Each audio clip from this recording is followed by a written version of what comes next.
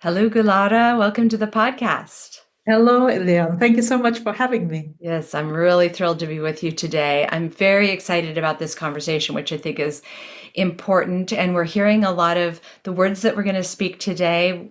We hear them around, but we may not necessarily understand what it is we're talking about really when we speak about intergenerational healing and trauma. I am really fascinated by this topic because I more and more in the mainstream we're understanding that we're not necessarily here to fix other people, which was my problem once upon a time. I was like, I gotta fix him, I gotta fix the job, I gotta fix my diet, I've gotta, it was always this external thing that was happening for me. And it wasn't until the last, 5 or 6 years where I was like, oh, the work is me. What I'm so excited about this conversation is yes, the work is within us all, but how that affects and taps into past wounds, generational wounding is a whole nother level of healing that I think a lot of us don't really know what that means. And so I'd love for you to start, first of all, by talking about your very transformative move from being a law professor into a healer and a relationship and trauma coach. I'd love to hear what those moments were like, or what led up to that massive transformation, and then we'll get into what we're talking about today. Absolutely. I never set out to be a healer. I remember I got my first university permanent lectureship that I've been working towards. And 2 months into my new shiny job, I was marking exam scripts in the evening. It was 7 p.m. or something. And I didn't hear God-like booming voice. But I don't know how. I got this really clear message. Like I really got it somehow that I'm here to write and I'm here to teach, but law wasn't the right content. And I left home and I thought, well, what else I can possibly do? And healing still wasn't number one. I went to see my family in Azerbaijan, where I come from. I've never met my dad, and by then I was in therapy for a while, and I just couldn't heal that wound. He died many years before, and I wanted to find his grave. So I went looking, and no luck. But as I was leaving my hometown, like the next morning, I had to leave. I suddenly remembered something my mother said when I was 7 years old. She said, I have an aunt and she lives in the town center and her name is Tahira. And I suddenly, on an impulse, I went knocking on the doors around that central area of town. And eventually I found her house. And she came out and she was like, yeah, you look so familiar, but I can't place you. Mm. Well, I'm his daughter. She hugged me, brought me through to the house, and it was her 58th birthday celebration. It was about 40 of my relatives on dad's side of the family. I was showered with so much love. I came back completely transformed and I started writing my story and I couldn't stop. So I really committed to the writer's path. But then everybody said, no, no, no, you can't make a living from the writing. You're going to do something else. Right. I thought, well, what else do I love? And healing was number one. And so I kind of accidentally became healer. And then healing took completely over. I still wrote the books, but they were more in the background, and healing became the primary path. Yeah. Oh, I love it. I relate a lot to your story. Similarly, I never set out to be a Reiki practitioner, but Reiki was changing my life. And Yes. then I was invited to help plan a retreat. And as a former wedding planner, I was like, sure, I can help plan the retreat. And at the retreat, I was attuned. And so it was like, of course, nothing's by accident. But I was like, of course, of course, of course, this is one of the things I'll do. And we are fellow writers as well. So I really relate to that idea that you're compelled to write, but what about? And this is beautiful. I love your story. And so you are really focusing on in your this. It's not new, I'm sure. This iteration of your life is a relationship and trauma healing coach, and you really work with what is lineage or past trauma through generational trauma. Can you tell us what that means? What is generational trauma? In simple terms, it's something that passed down from one generation to another. And the scientists suggest that our DNA has information of up to 7 generations of our ancestors. And imagine what our ancestors lived through. Just even in Europe, they lived through wars, famine, plague, all sorts of tragedies, death, disasters, natural disasters. And somewhere in our system, we're holding that information. It doesn't mean that we have to go hunt down every story that our ancestors lived through. But if there are echoes of that in this lifetime, say you are struggling with money, like money doesn't come or money comes and leaves straight away, and or you have to work really hard for your money. Some of those stories may be encoded into your DNA, and you're carrying and living that programming, which is not even yours. Mhm. And there are so many different ways in which that trauma might be transferred, which is not even intentional. For example, say your grandmother or great grandmother had a baby that she really was looking forward to, and then she had a miscarriage. As a mother, next time she conceived the baby, there is always that hesitation, would that baby come through? Will I be heartbroken again? Will I be disappointed? And so she doesn't fully open her heart to this baby. So now that baby gets born and gets raised the best they can. And then when that child becomes a parent, they are not able to fully open their hearts to their child. And that heartbreak somehow gets passed down from one generation to another. Mhm. Wow. Yeah, that I imagine is really difficult work to do because we're often uncovering not only our own grief around maybe how that has played out in our own lives, but remembering how it affected our parents or our grandparents or even relatives that we've never met. So what does that process look like for healing in ourselves, potentially wounds of people we've never even met? I've developed all sorts of processes that allow that kind of healing to happen. But one of the processes I do is to take the client back to the womb because we imprint so much in the womb. Say the mother got pregnant and she just wasn't ready for whatever reason. Hands were full, had other children, was before they got married, whatever. And that first reaction they get is like, oh no, can get imprinted into our subconscious mind. So what happens then is you live your life and it's rejection after rejection after rejection. And we're constantly dealing with the symptoms of being rejected by a partner or being rejected in your job. And so by healing that original wound, the symptoms can fall away. And there are equally, you don't necessarily need to know your ancestors, but say there's a particular theme you're struggling with, say around money, then you could call in the consciousness of the ancestors who passed down that belief system or those limitations and release whatever didn't belong to you because it sets you free, but it sets them free as well. And also, it impacts your children. I came to this work because I had children, and even though I was doing my work before then, I was so motivated to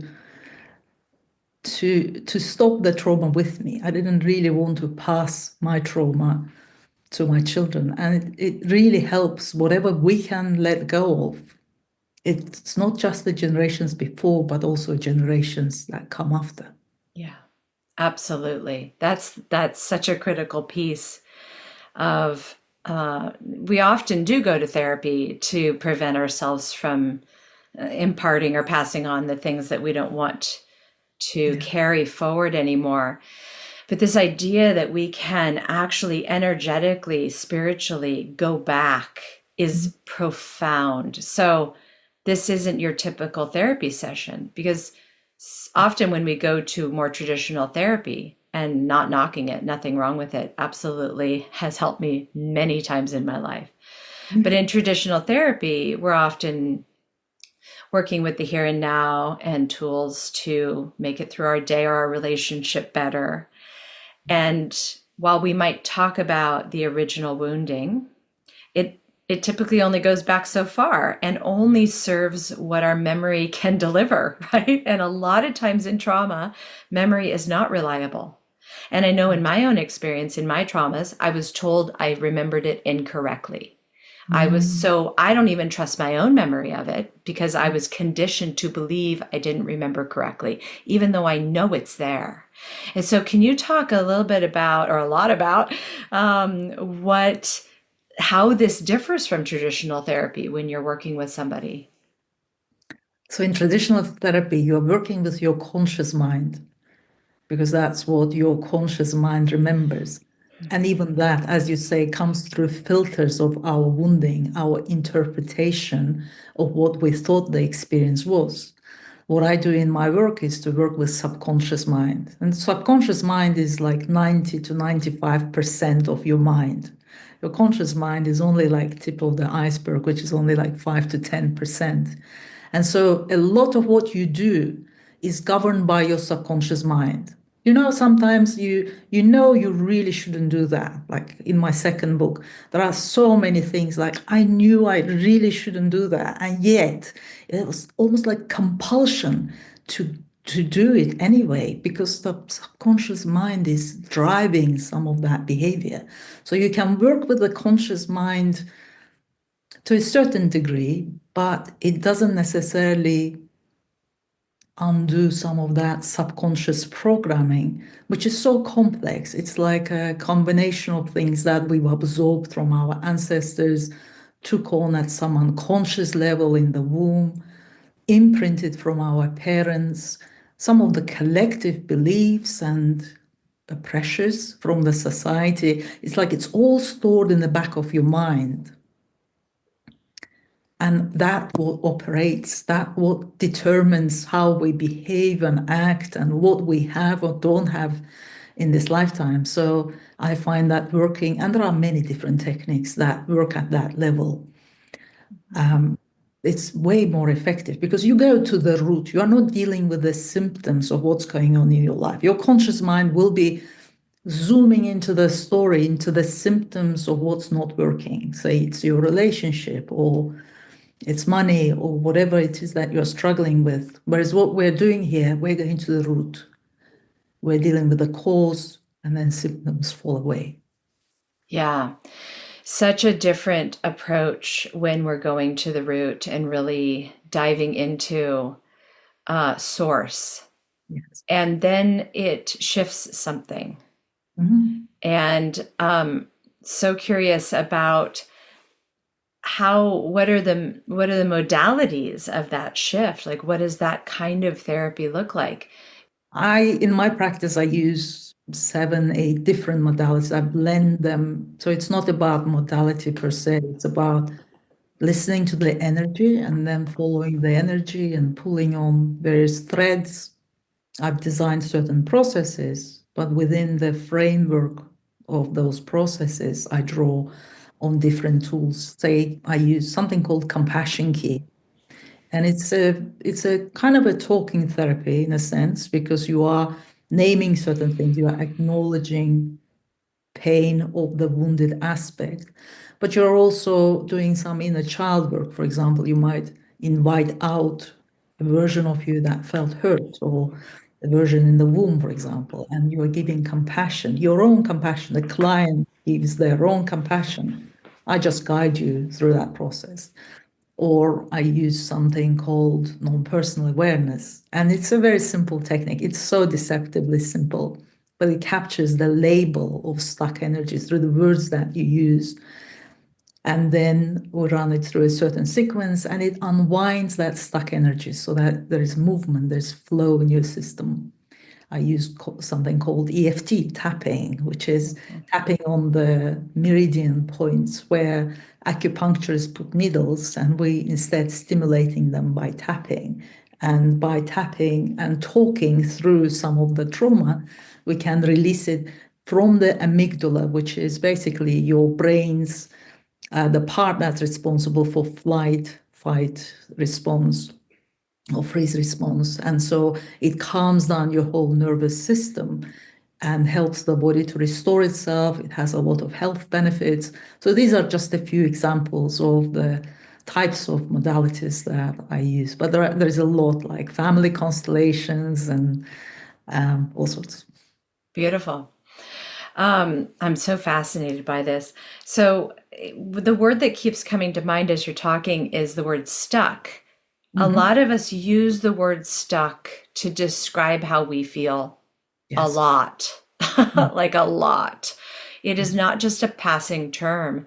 There is this sense, I think, in a lot of us, I would dare say all of us, that we are made for more, we're here for more, and that Yeah. we're maybe not in alignment with what we're actually here to do, which is a lot of what this podcast talks about. What are Mhm. you actually here to do? Because we align with what we think we should be doing, we align with what we studied to do. And you and I are prime examples of starting out as one thing and maybe starting out as several other things. You know, many iterations of life have happened. And then realizing this isn't actually where you want to be anymore. All of that was fine, but this isn't fitting anymore. And for a lot of us, that happens around midlife. And so I'm wondering if you could talk about the word stuck in relationship to this work that the work that you do, because I think that there's something happening there. I know that there's something happening there with the reason someone is here and the thinking around whether or not that's actually a fit for them or it belongs to them or they're worthy of it. I mean, all of these words, right? Am I worthy of the thing I'm actually here to do? I'd love for you to talk about being stuck. I love the word stuck because I work a lot with a stuck energy. And so when we're stuck, it's uncomfortable. It's not something we necessarily want to experience, but it's a good signal. It's like a smoke alarm that something's not quite right, something is not in alignment, something is not working. And most of the time, we try to push through it and just kind of make it work somehow. And yet, it's an invitation to step back and reassess the situation. If we tried to push through and it didn't work, there are good reasons. It's like your subconscious mind is pulling you back, holding you back. There are so many reasons why we might be feeling stuck. Often it's resistance. It's like we want something, but as you say, we have programmings which say, oh, I don't deserve it. I'm not worthy. I don't have confidence or self-esteem to claim that. And so then there is this pull push, I want this, but no, I can't have it. And so then we are stuck. We can't fully move forward. Another reason why we might feel stuck is when there is a split in the psyche. And this is a beautiful capacity of human race to survive, where something happens, say some trauma happens, and we compartmentalize that. We can put it in a box till further notice. And we carry on with life, and those boxes keep growing. Right. And so there is kind of a fragmentation that happens with time. And so then we're kind of pulled in different directions. One part wants this, another part wants that. And it's very hard to move forward when you are kind of pulled in 10 different directions. And so bringing these parts home by integrating and healing these split parts of our psyche allows us to move forward with more ease. Otherwise, it's just not possible to move forward. Wow, that's really powerful. The box metaphor is really powerful, Yeah. because those do add up. They do get stuck, and so a lot of times unraveling all of those boxes or unboxing them can be a big process. And we can sort of peek in that box and be like, yeah, there's something in there I definitely need to deal with. And then like, boop, and then we go to our numbing, whatever our favorite numbing is, Yeah. overachievement, cocktails, whatever the thing is, right? Yeah. And oh man, but what, I imagine you can attest to, as I can, that when you are brave enough to unbox those things and allow them to be set free, uh, the liberation focus, absolutely dropping into this bigger purpose is like there. Absolutely. Um, and that is true. Can you talk about what it is to heal in cycles? Mhm. I've found that it's not that the wound or the initial trauma will ever go away. It's not like we forget something happened to us. Mhm. But when it does get pinged again, what Yes. can happen if we've gone through enough healing cycles? And how does that work? Why does it keep coming back around, right? There are certain core wounds that do keep come back, but every time they come back, it's another layer. So you're not going in circles, you're going in a spiral up. So although it's the same wound, you are another layer up. And there are so many lessons can be attached to one experience. So for example, I my mom attempted a suicide when I was 6, and I witnessed that. I had maybe 100 different sessions and many different modalities on that one memory because there were so many different lessons, beliefs, conclusions, realizations I had from one experience. And so sometimes you come, and I kept saying, but I have worked on this before. And yet there would be another layer. And it doesn't have to be like that for other people. It just was quite an intense, I'm using it as an example of something that was intense. And there might be something that you're working on. And there are just so many different threads. You can look at it as a tree with different branches. And so it doesn't mean that healing is not happening. It's just different layers and levels of healing that happen. It was quite a big question. Let me just tune in and see Yeah. what else. I'd say that these things don't come unless you are ready. You know, that picking into the box, you pick because now you are resourced enough and you are able enough to look at it. Otherwise, it's just firmly shut away. So trust the impulse to unbox something, however uncomfortable it might be. And even Yeah. peeking in, once you see something, you can't unsee it. Yeah.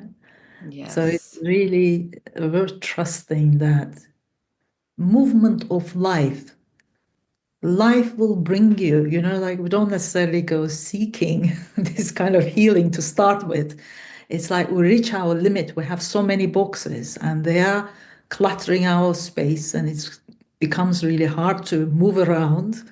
And so it's like the movement of life can bring us to a situation where for some people it's through illness, for other people, some sort of event that happens, somebody dies, or suddenly you kind of wake up and realize this life will not last forever. It's now.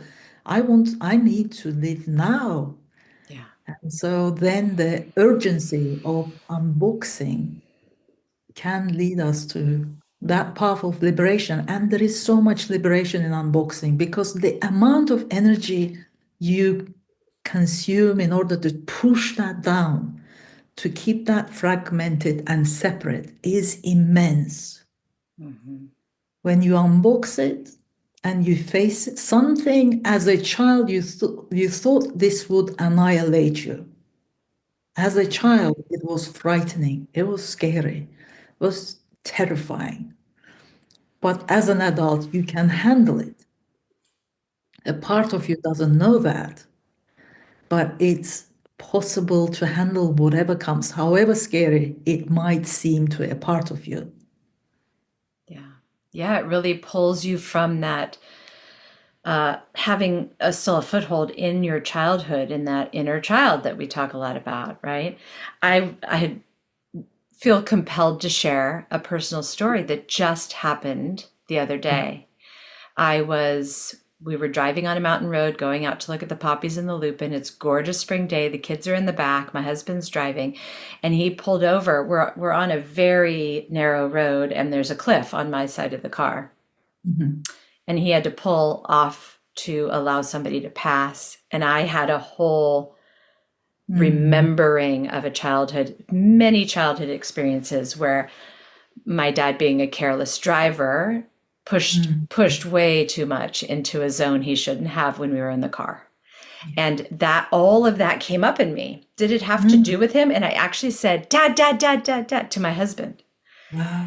Wow. And I was struck by that. I've never called him dad before. We've been married 20 years, together for almost 24 years. I've never accidentally called my husband dad. Yeah. And I've resourced myself to the point that I was aware of what was happening. I was having a PTSD moment. I was Mm. having, or it could have been maybe not PTSD, but it felt like it. And I was having an experience, and I started talking myself through the experience. I said, I'm having a panic. I think it's PTSD from these circumstances that happened in my childhood. I'm actually talking him through it. And he said, are we ever going to get over those traumas? Mm. Like, is it enough already? Are you still going to go back there and have these rememberings and then yell at me for driving in a way that wasn't that wasn't the same thing? And I Mm. actually explained to him that spiral. Yes. I Great. said the wound is not going to go away, but I will be we if the more we work on this toolkit, this Yes. resource kit to get us out of it. And so I told him later, a couple of days later, I said, that experience would have ruminated in me for days or weeks, and I would have been mad at you for shaming me for that whole exchange.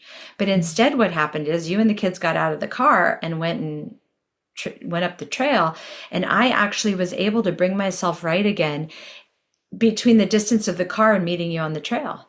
That Amazing. that is a big difference in Abs days or weeks is where I would have sat with that before. And it would have created a new wound yes. because of the shaming I got from him and the inability to name that it wasn't about him at all. It was Yeah. actually about a past trauma. And so in that very moment, I was healing that past trauma because I was aware it wasn't him and it wasn't my dad. It was a memory living in my cells. Yes. Yes. It's like that. And it's a testament to the work that you've done on yourself to be able to stay with your adult self and hold that child. Yeah. What happens in the times of trauma or something that frightening happens, we become that child. Yes. We kind of merge with that wounding. Like suddenly we are 3 years old and we are relating to our husband or whatever from that 3-year-old self. And and then their part reacts to our wounded part. And then the parts communicate. And so many relationships um, work from this level where we don't necessarily come into the adult self who can include the child and connect with the other adult to adult. It's beautiful what you've Yeah. done. Very Thank inspiring. thank you. Well, it's I what you're saying there about that child staying with the adult is really key. Yes. Um, I'll share another one because I'd love for you to speak on this actually is when I get dysregulated and then Mhm. he gets dysregulated from my dysregulation because I'm Yeah. representing somebody to him and he's representing somebody to me. And so when I'm dysregulated, I'm the little me. And so I described it to him one day. I said, we have adult Leanne and adult Ryan. His name's Ryan, and we have little Ryan and little Leanne. And when I'm in little Leanne, you can't go to little Ryan. You have to stay adult Ryan and lean in and be the adult with me and pull me back to adult Leanne. This is the skill. Oh man, is it the hardest work of our lives? Because not only are we trying to regulate ourselves, but sometimes we do need the relationship to help us regulate. We can do a lot of work on ourselves and get really far down the line of being able to self regulate. But there is nothing like building the skill set of regulating each other in a relationship. And so I told him, I'm like, you cannot drop into little Ryan because you're scared of little Leanne looking more like somebody in your childhood that was abusive to you. Stay adult, please, Yeah. because I swear I'm not that person. Here is Ryan's challenge. Way before we can say anything, our nervous systems speak to each other. Oh, oh, So communication happens at a nervous system level. Say you are in a flight mode, depending on his makeup, he might go into fight mode because you are leaving. He might go into flight mode and leave you, or he might just freeze, or say you're frozen, and he might react. So our communication often happens at a nervous system level. It's so automatic. You might walk into the room and there's been a conflict, say, you will feel it. Your nervous system will pick up on that, right? And so there are three modes in our nervous system: freeze, fight or flight, or safe. One of those modes is always on. So if you're not feeling in a safe mode, you're either in fight or flight or freeze. And other people feel our nervous system's response. And so it's very hard to stay the adult. It takes, quite some practice. Yeah, yes. practice makes perfect. Just to come into your feet when dysregulation's happening, to really feel yourself, to really hand on chest, skin to skin, nice breath into the belly, to really come into the body, into this present moment where you know that that was then and this is now. Hmm. That was then and this is now. But for that, like we need to come back into the body.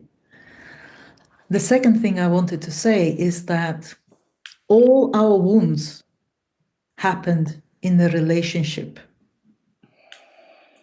Ooh, there's another one. It didn't Yeah. happen while we were having a good time reading a book. Right. It happened in a relationship and they need to heal in a relationship. Yes. So Wow. being safe ground for each other is so important. Yeah. And And that sometimes is it's the also work. messy. Yeah, yeah, Yeah. And sometimes it can be messy. yeah. Absolutely. Exactly. Yeah. Going back to that first point of like getting grounded, I really see it as like a system override. The computer's overheating and we've got to like cool it down. And that getting into your body and breathing is so, so important to disrupt. Because what I find, and I think our human disposition finds is that these patterns are so deeply ingrained we don't even recognize them happening when they're happening, and before we know it we're just Yeah, we're yep, dysregulated, not only with ourselves but with our partner or our relationship. And so then we're like, we don't even know how we got here. And so the hmm unraveling of that is can be painful and difficult work. But even better is when we learn to regulate on the front end of it when we feel it coming. So we can avoid and disrupt early on, way early on, right? So powerful. absolutely. Staying with what's happening. Say you know that somehow you got activated and you are feeling angry. So you have a choice. You can go and spew it on your partner and he will react, and then you are in the conflict. Or it's your anger. You could just take yourself next door and give that part of you bodily expression. Move that energy through. Just have a little tantrum. Or if your partner is open, say, it's just the little me who needs to vent. Just Yeah. give her space. It's really not personal. It's not about you, but I just need this out of my system. And using the body to conduct that energy. Because what we do is it's all up here. We're trying to resolve everything up here. And up here is quite messy. There are all sorts of triggers, memories, etc. But body is such a huge resource. It never lies. It's always there, and it can conduct this energy. Yes. The body never lies. Wow. Beautiful. Yeah, so relationships are a big one. And another big topic that you focus on is money blocks.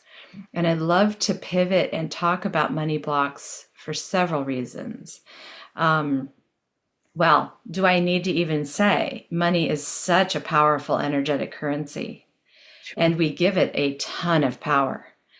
And it is often the primary, what is it? There's like three things that people argue about over and over Mhm. and over again, and money is one of them. And so I'd love for you to talk about what is a money block and how does it get there? And then what do we do about it? I love working on money blocks because they have nothing to do with money. They have everything to do with our primary relationships, Wow. usually mom and dad. Mm-hmm. It's whatever your relationship is with your carers gets projected into money. It's just another relationship. Money on its own is just money. Yeah. But how you relate to it. I often do this exercise when I ask people to describe their relationship with money. And they will be saying, oh, it's distant, it's avoidant. And I say, well, is it mom or dad? And, 99% of the time, it's either mom or dad or both. Yeah. So it's like we project that pain that we haven't dealt with or healed fully onto money. Yeah. It's one aspect. And then there are also all sorts of beliefs that's passed down from one generation to another. All the stories about ancestral hardship and martyrdom and whatever story or mottos you had in your family gets again passed down, and they're sitting in our subconscious mind, ruling our life, determining how hard we have to work in order to get money, how much money we're allowed to have, how safe or dangerous it is. So there are so many stories that can feed into money blocks, but I never tire of it because it's so fascinating to unravel it and find out that most of the time you don't worry about money. If you think about money stories from your childhood, you might think about that time you got bullied and somebody took your money away. And then you made the conclusion that it's not safe to have money because then you'll be bullied and somebody will take it away.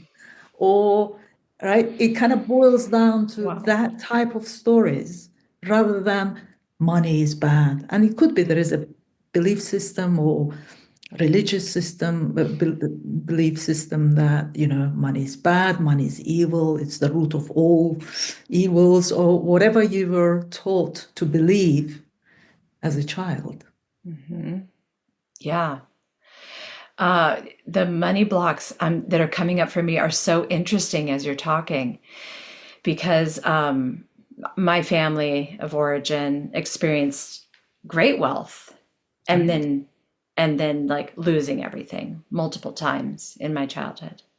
And there was always this sense that there was this external thing that was coming for us that we couldn't anticipate it. We didn't Yes. know it was going to be there, and it blindsided us and took everything. Yeah. So I went into a place of scarcity is better, way better, because at least I know I don't have. Yes. It's way better than having and losing it. Can you talk a bit about that particular money block?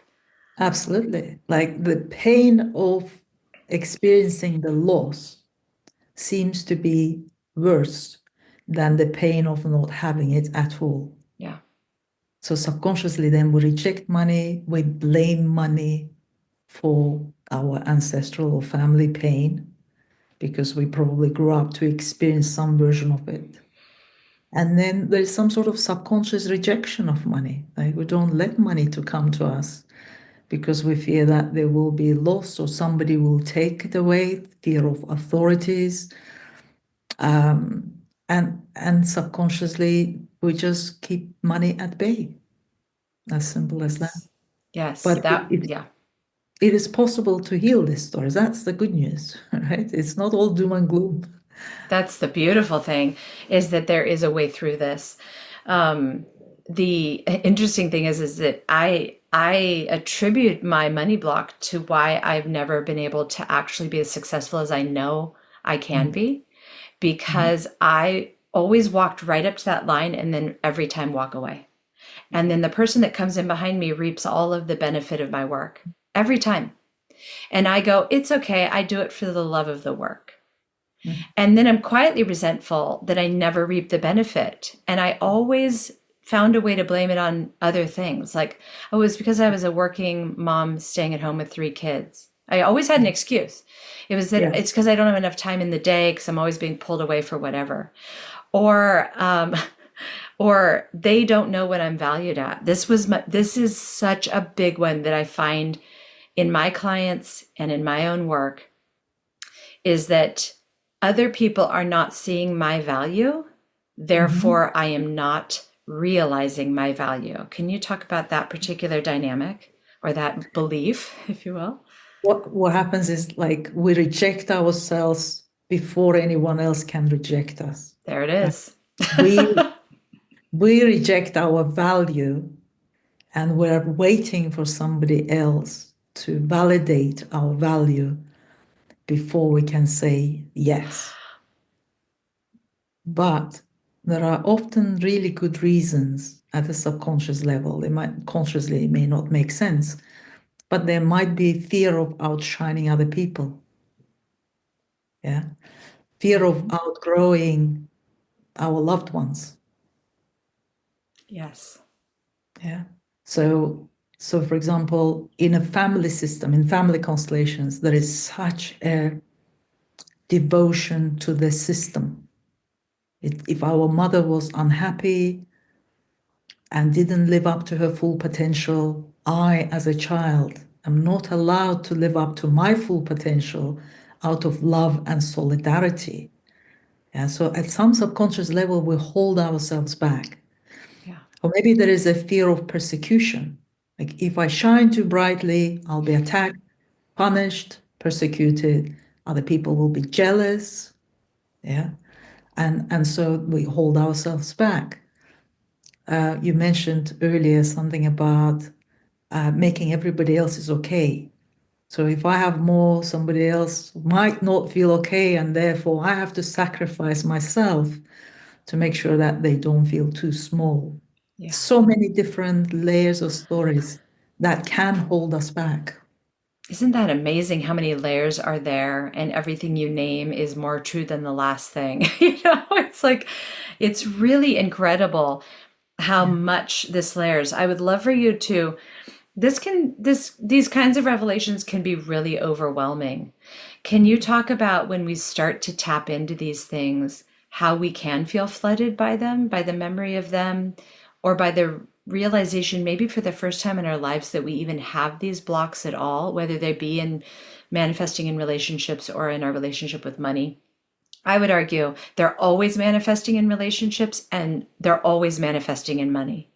100% even of the when we time. even when we have all the money, it does not mean we have a healthy relationship with money. And so Absolutely. I'm wondering if you could talk about that flooding, if you will, that can happen when we start to tap into these things and realize we have them. You wouldn't be listening to this conversation if you couldn't handle hearing this. Somewhere in your system, you're ready. And your subconscious mind is not going to let you get overwhelmed. It will open up only as much as you can handle. So there might be hundreds of people listening to this conversation and they will hear certain aspects. It's almost like whatever they are not ready for. And if they come back to this conversation, they might be surprised to find out something else they didn't hear first time around. Mhm. It's almost like the subconscious mind has the capacity to filter out whatever we're not ready for. Yeah. And so I find in my sessions, people will come and they want certain things, but we can go only as far as their subconscious mind is able and willing to go on this occasion. It's a process of co-creation. I don't do things to people or force them to go. It doesn't work. You take them too far, it rebounds. Subconscious mind takes you right back. And so just following what your subconscious mind is able and willing to receive, is a safe bet. It'll take good care of you. It won't let you overstep your boundary.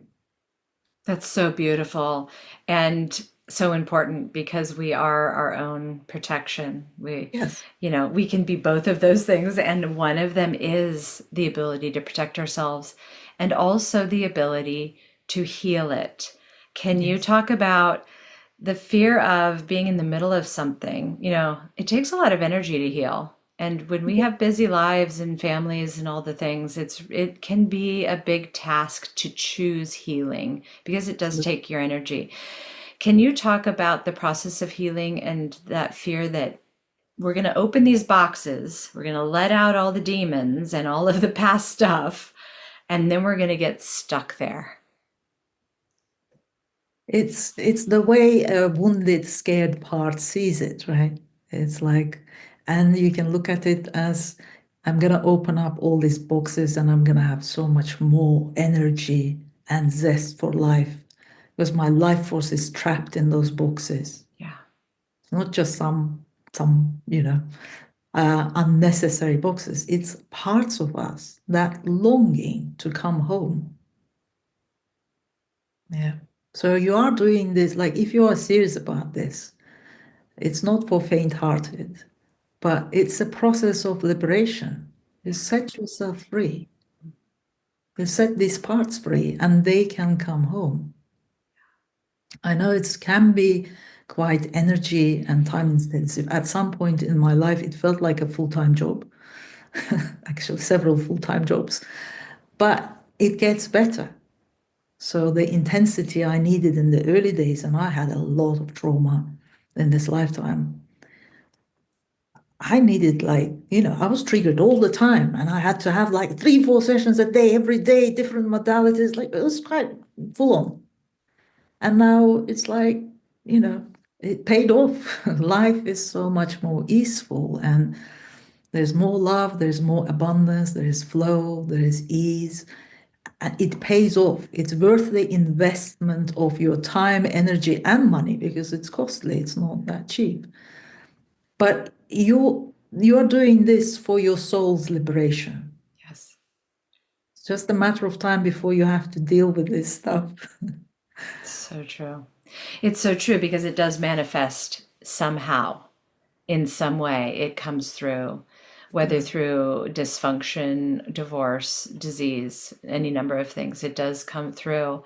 And I was with you on the same thing. It was a full-time job. I actually went on sabbatical because I felt myself so out of alignment with myself. I didn't even know where to begin. And I had saved up this healthy savings account to take my family out of the country for a few months or a year. Yeah. And the pandemic hit. And when we came out of the pandemic, I was like, is that what we're doing here? Maybe this sabbatical for our family is actually for me. And Absolutely. that was the first reclaiming of myself, that instead of requiring that money to be for other people, Mhm. I decided that money was for me.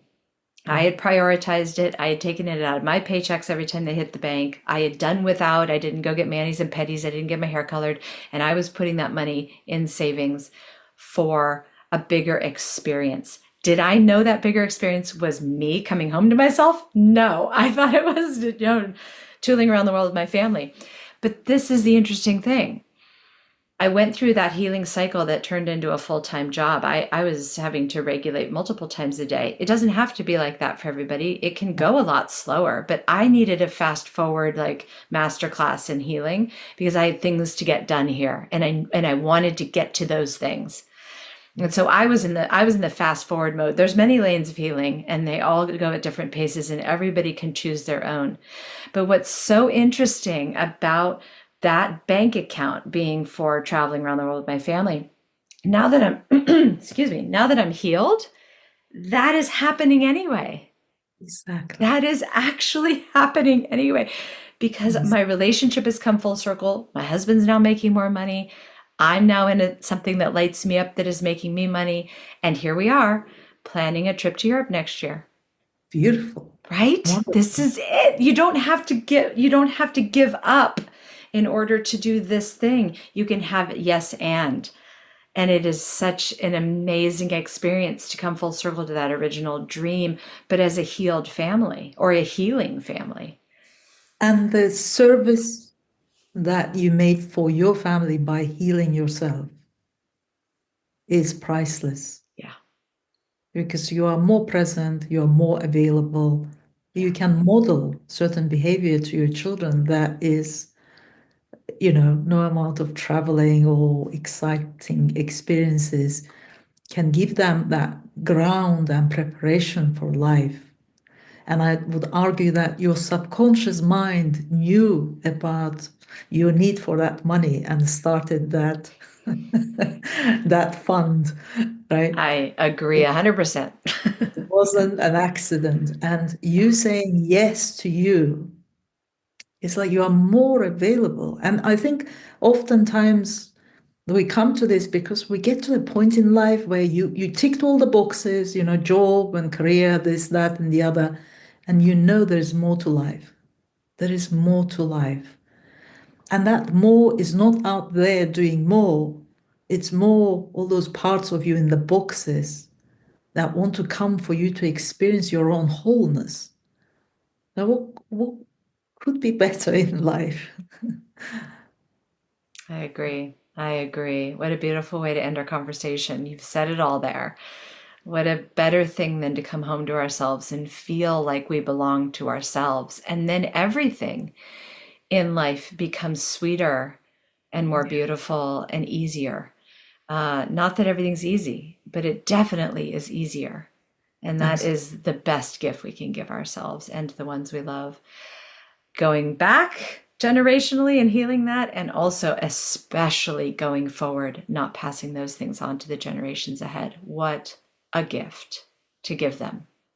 Beautiful, beautiful work you're doing. Thank you. Thank you for the work that you're doing. Thank you, Leanne. It's Thank you. really, Thank you really for this important. conversation. I had so much fun. Me too. Thank you for sharing your wisdom with us. If we want to learn more about what you do and the programs you offer, how can we find you? I have a website, gularavincent.co.uk. You can find my programs where I teach the intergenerational trauma healing method. And I have also the healing room where you can come and experience the healing if you don't particularly want to learn the technique. There are various ways in which I support my clients. Beautiful. Thank you so much. I'll link all of that in the show notes and ways to find you more easily. And thank you again for this conversation. I really enjoyed our time together. Thank you so much for having me.